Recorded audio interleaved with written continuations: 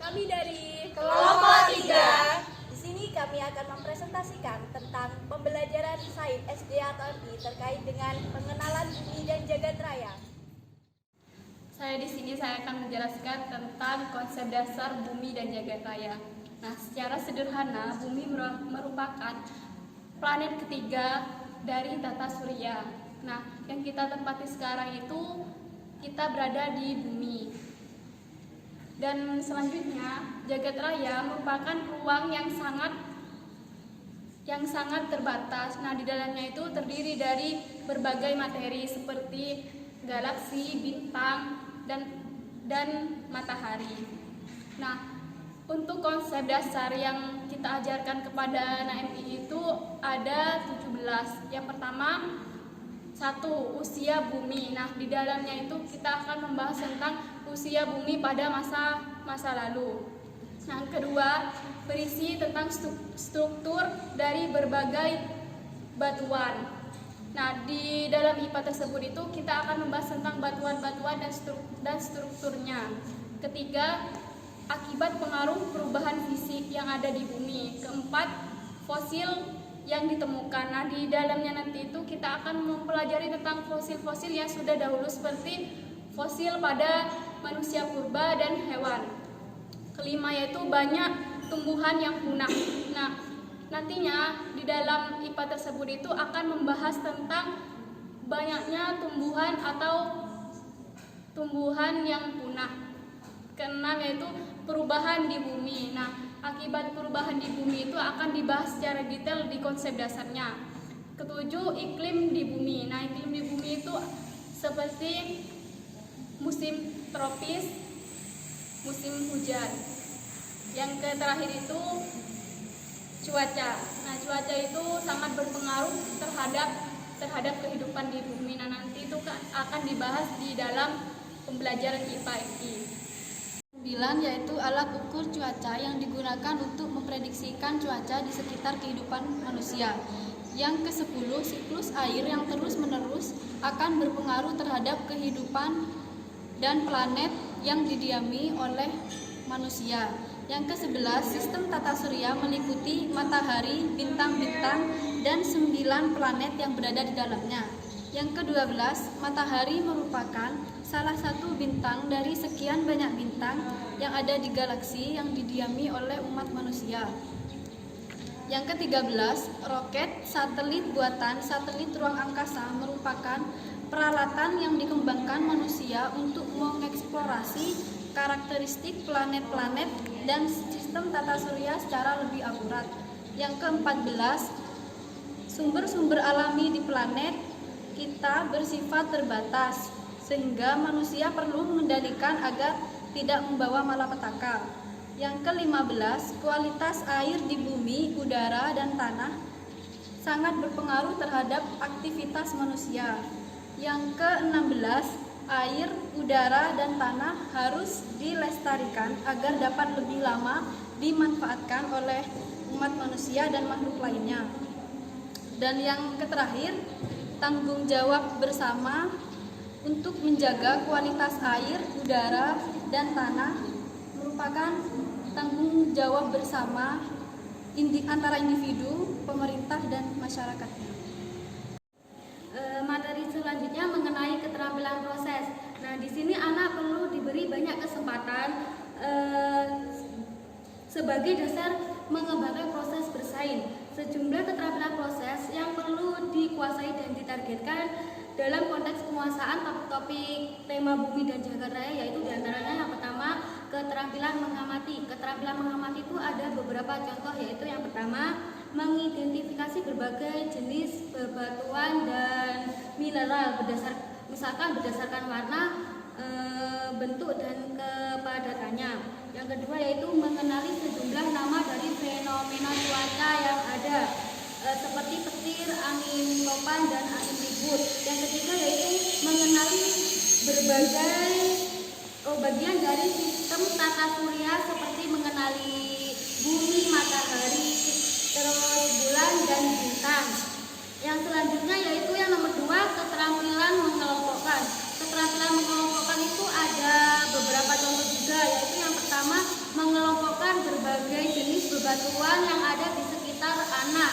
misalkan berdasarkan warna dan ukurannya. Yang kedua yaitu mengelompokkan berbagai contoh air dari sumber yang berbeda untuk diamati dan dibandingkan. Misalkan air dari kolam, air dari selokan sekolah, dan air dari kamar mandi sekolah. Yang ketiga yaitu mengelompokkan penyebab pencemaran udara melalui dua kategori, misalnya yang disebabkan secara alamiah dan yang disebabkan oleh manusia. Yang ketiga yaitu keterampilan mengkomunikasikan. Keterampilan mengkomunikasikan itu ada beberapa contoh juga, yaitu yang pertama menjelaskan perputaran bumi secara alamiah. Yang kedua yaitu membuat peta dan dikomunikasikan pada anak atau orang lain. Yang ketiga yaitu menjelaskan mengapa air dapat mengalir atau merambat. Yang keempat yaitu keterampilan menggunakan bilangan atau angka. Yang pertama siswa diminta untuk menghitung banyak kerikil yang ada di sekitar sekolahan. Kemudian yang kedua, siswa diminta untuk mengurutkan kerikil yang mulai kerikil kecil ke ukuran yang lebih besar. Yang ketiga yaitu siswa diminta untuk menunjukkan dua musim atau temperatur yang sama. Yang keempat yaitu siswa diminta untuk menyebutkan macam-macam nama-nama planet tata surya mulai dari matahari dan untuk selanjutnya. Yang kelima yaitu keterampilan menyimpulkan atau inferensi. Contohnya, siswa diminta untuk mengamati beberapa lapisan tanah yang ada di sekitar sekolahan. Misalnya, lapisan tanah di depan kelas dengan di belakang kelas lebih subur di belakang kelas. Siswa diminta untuk menyimpulkan kenapa kok lebih subur di belakang sekolah daripada di depan sekolah. Kemudian membuat perkiraan terkait halilintar. Apakah halilintar dapat terjadi di siang hari? Kemudian yang ketiga, mengamati beberapa gambar bulan melalui foto-foto bulan. Anak diminta untuk memberi nama gambar bulan tersebut, seperti contohnya bulan sabit, bulan purnama. Kemudian lebih jauh lagi, siswa diarahkan untuk menyimpulkan kenapa terjadi bulan sabit atau terjadi bulan purnama. Yang keenam, keterampilan memprediksi atau memperkirakan. Anak diajak untuk memperkirakan atau menduga keadaan atau cuaca esok melalui pengamatan cuaca hari ini. Misalnya anak diajak melihat keadaan udara, awan, dan sinar matahari. Apakah cuaca esok akan sama dengan hari ini? Yang kedua yaitu memperkirakan ukuran dinosaurus sebesar apa melalui membandingkannya dengan foto gajah dengan foto dinosaurus.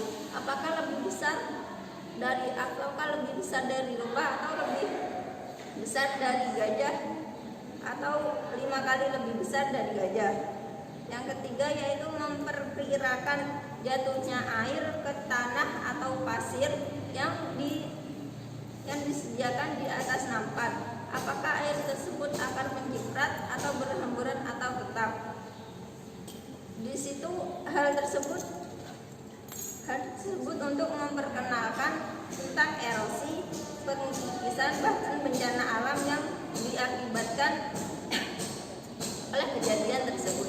Yang terakhir yaitu memperkirakan waktu terbitnya atau tenggelamnya matahari pada esok hari melalui pengamatan hari ini, atau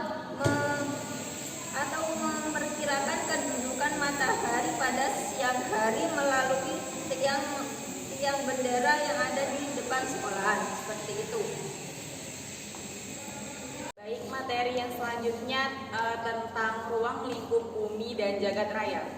Yang pertama, materi yang terkait dengan pengenalan permukaan bumi. Pengenalan permukaan bumi di sini kita dapat mengetahui tentang peluasan kedalaman bumi, di mana kita dapat mempelajari tentang seberapa luas dan seberapa dalam bumi. Yang selanjutnya tentang sejarah bumi dan urutan tahun terjadinya bumi.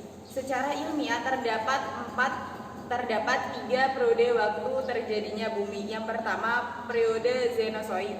Periode Cenozoik ini terjadi sekitar 70 juta tahun yang lalu. Yang kedua, periode Mesozoik. Periode Mesozoik ini terjadi sekitar 225 juta tahun yang lalu. Yang ketiga, periode Paleozoik. Periode Paleozoik ini terjadi sekitar 600 juta tahun yang lalu.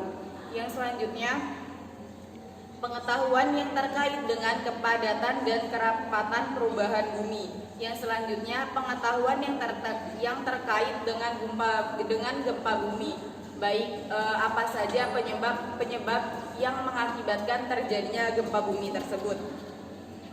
Yang selanjutnya, pengetahuan tentang gunung berapi, baik ciri-ciri gunung berapi, apa saja penyebab sehingga terjadinya gunung berapi, serta contoh-contoh dari gunung api tersebut.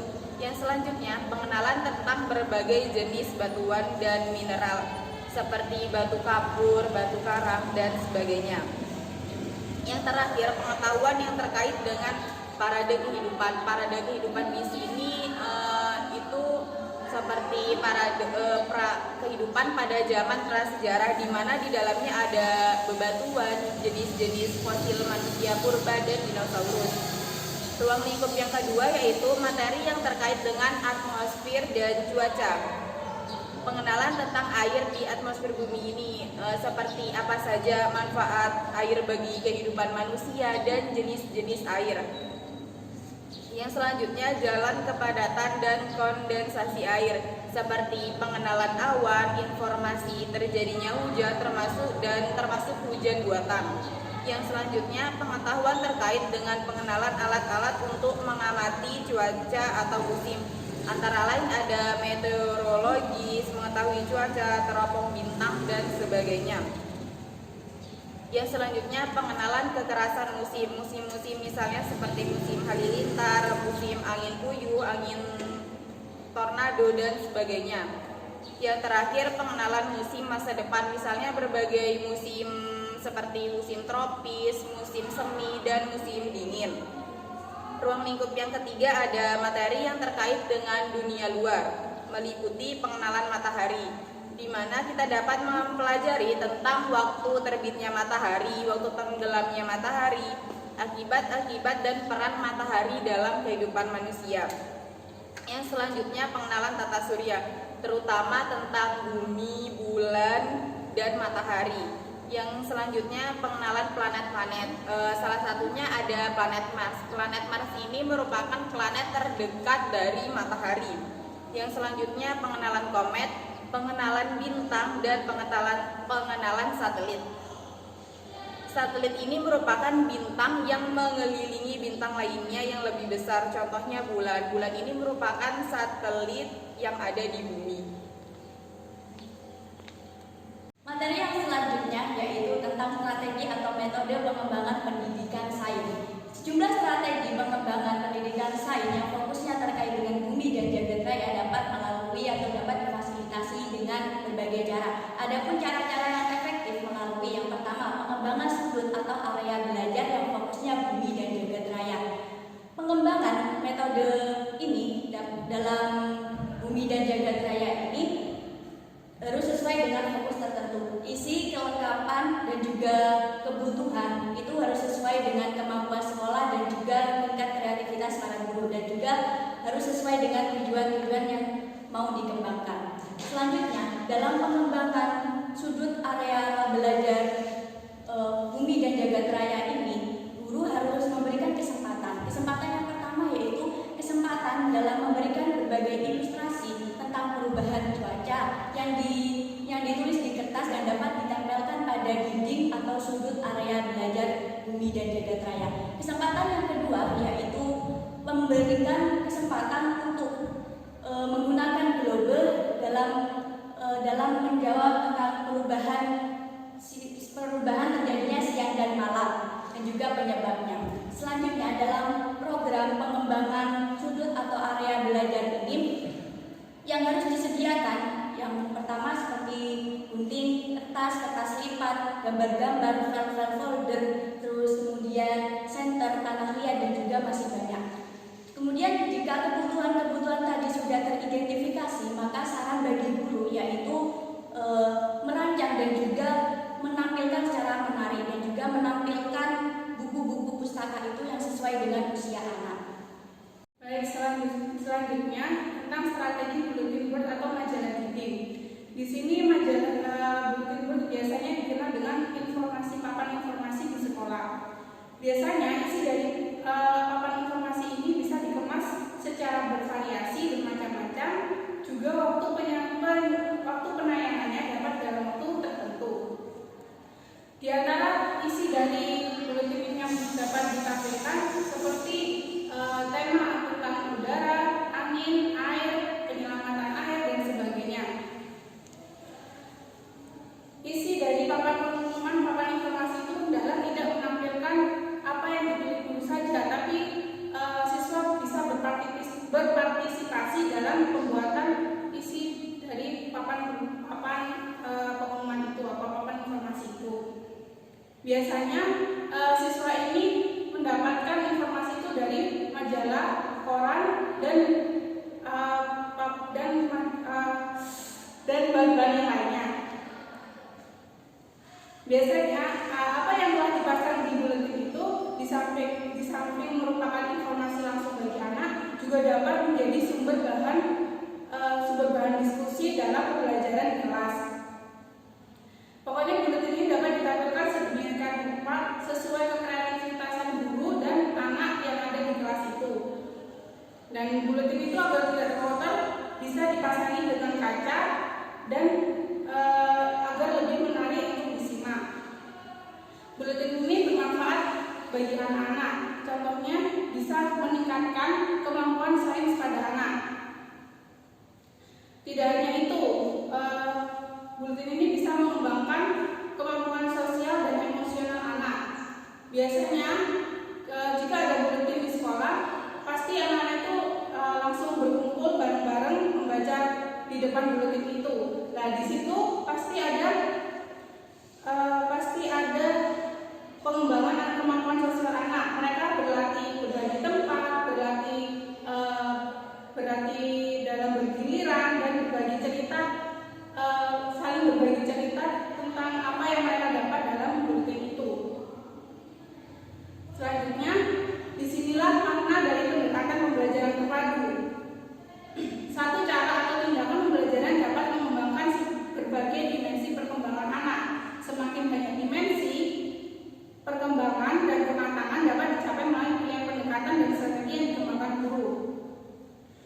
Tapi agar efektif dan rangsangan belajar pada anak semakin tinggi, variasi penyajian terus ditemukan. Jadi setiap papan perjanjian itu papan informasi itu akan diganti, lebih baik temanya itu diganti, kekreatifannya itu dirubah-rubah, jadi agar lebih menarik. Untuk itu kreatifan guru dalam pengembangan pembelajaran terpadu ini sangat dituntut. Nah, yang ketiga yakni metode atau strategi discovery inquiry. Discovery di sini artinya proses mental, dan dalam proses itu individu mengasimilasikan konsep dan prinsip-prinsip. Istilah asing yang sering digunakan untuk metode ini adalah discovery itu berarti penemuan, sedangkan inquiry itu mencari. Jadi setelah mereka menemukan konsep dasar maupun prinsip-prinsip dasar mengenai suatu materi, setelah itu mereka mencari faktanya. Sehingga faktualisasi di sini itu dapat berjalan dengan baik atas kehendak siswa sendiri. Karena untuk tingkatan siswa yang berada pada kelas rendah untuk mengenalkan konsep dasar mengenai bumi dan jagat raya itu tidaklah mudah. Tetapi Di sini guru dapat menggunakan metode ini agar lebih mempermudah siswa dan lebih mengefektifkan ataupun mengefisienkan siswa untuk lebih paham atas apa yang dijelaskan oleh seorang guru. Contohnya seperti ini, mengenai bumi dan jagat raya. Bumi dan jagat raya ini sangat luas, contohnya cuaca. Awalnya guru mengenalkan konsep dasar mengenai cuaca. Cuaca itu seperti ini. Kemudian setelah mereka tahu dan paham betul mengenai konsep dasar mengenai cuaca dan prinsip-prinsip dari cuaca, mereka ditujukan untuk melihat ataupun mencari faktanya. Jadi mereka langsung datang ke lapangan bagaimana mereka merasakan cuaca dingin ataupun cuaca panas. Jadi di sini keterlibatan siswa dalam materi akan lebih memudahkan siswa paham betul mengenai apa yang sedang dipelajarinya. Cukup sekian dari saya, terima kasih. Sekian dari kami. Wassalamualaikum warahmatullahi wabarakatuh.